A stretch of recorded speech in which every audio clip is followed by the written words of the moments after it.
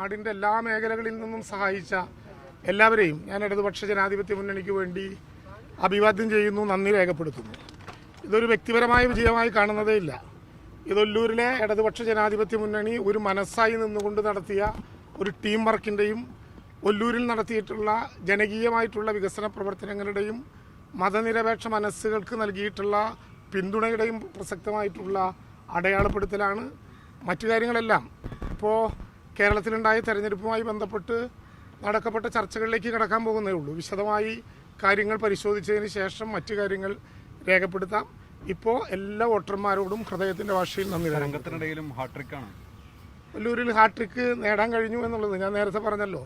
ഒല്ലൂരിൽ hat trick നേടാൻ കഴിഞ്ഞു എന്നുള്ളത് ഇടതുപക്ഷ ജനാധിപത്യ മുന്നണിയുടെ ഹാട്രിക്കാണ്. 3 തവണ തുടർച്ചയായി ഇടതുപക്ഷ ജനാധിപത്യ മുന്നണി ഒരു മണ്ഡലത്തിനകത്ത് വിജയിച്ചു എന്നുള്ളതിൽ സ്വാഭാവികമായിട്ടും LDF ടീം അത് നടത്തിയ പ്രവർത്തനങ്ങൾ, ഇടതുപക്ഷ ജനാധിപത്യ മുന്നണിയാണ് അതിന് നേതൃത്വം നൽകിയതെങ്കിലും ഒല്ലൂരിലെ മനുഷ്യർ മനസ്സിലേക്ക് ഏറ്റുവാങ്ങി ഈ പ്രവർത്തനത്തെ എന്നാണ് എൻ്റെ വിശ്വാസം. ഇതെല്ലാം ജനാധിപത്യ വിശ്വാസികൾ. കൂലിപ്പണിക്കാരൻ അവസാനം ജയിച്ചു. കൂലിപ്പണിക്കാരൻ എന്നുള്ള ഏറ്റവും കൂടുതൽ ഞാൻ നേരത്തെ പറഞ്ഞല്ലോ, ജനങ്ങൾക്കിടയിൽ പണിയെടുക്കുന്നവരെ എന്തു പേര് വിളിച്ചാലും ജനങ്ങൾ ഹൃദയത്തിൽ സൂക്ഷിക്കും.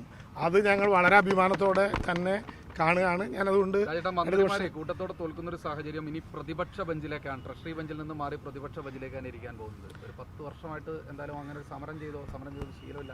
1957 മുതൽ 2016 വരെ 26 വരെയുള്ള തെരഞ്ഞെടുപ്പുകൾക്കിടയിൽ എത്ര തവണ പ്രതിപക്ഷത്തിരുന്നതാണ് കമ്മ്യൂണിസ്റ്റ് പാർട്ടി? വ്യക്തിപരമായി രാജനല്ലല്ലോ. കമ്മ്യൂണിസ്റ്റ് പാർട്ടി, ഇടതുപക്ഷ ജനാധിപത്യ മുന്നണി വളരെ അഭിമാനപൂർവ്വം ഈ സമരത്തെ നയിക്കുന്നത് ഒരു പ്രയാസവുമില്ല. ഞങ്ങൾക്കിപ്പോഴും സമരം ചെയ്തതിൻ്റെ അനുഭവവും പാരമ്പര്യവും ഒന്നും മറന്നിട്ടില്ല. ഈ തെരഞ്ഞെടുപ്പിൽ മത്സരിക്കുമ്പോൾ കേസിൽ ജാമ്യം കൊടുത്തും കേസുകൾ നയിച്ചതിൻ്റെ പരസ്യം കൊടുത്തും തന്നെയാണ് ഈ തെരഞ്ഞെടുപ്പിൽ മത്സരിച്ചത്. അതുകൊണ്ട് ഒരു പേടിയും അക്കാര്യത്തിലില്ല. ജനവിധി അംഗീകരിക്കുന്നു. മറ്റു കാര്യങ്ങൾ ഒരു ചരിത്രം ഉണ്ടല്ലോ, ഒല്ലൂർ ആര് ജയിക്കുന്നവർ ഭരണത്തിൽ വരാം. ആ ചരിത്രം കേരളം തിരുത്തിയല്ലേ? അല്ല, അങ്ങനെ പറയുന്നതിൽ അർത്ഥമില്ലല്ലോ.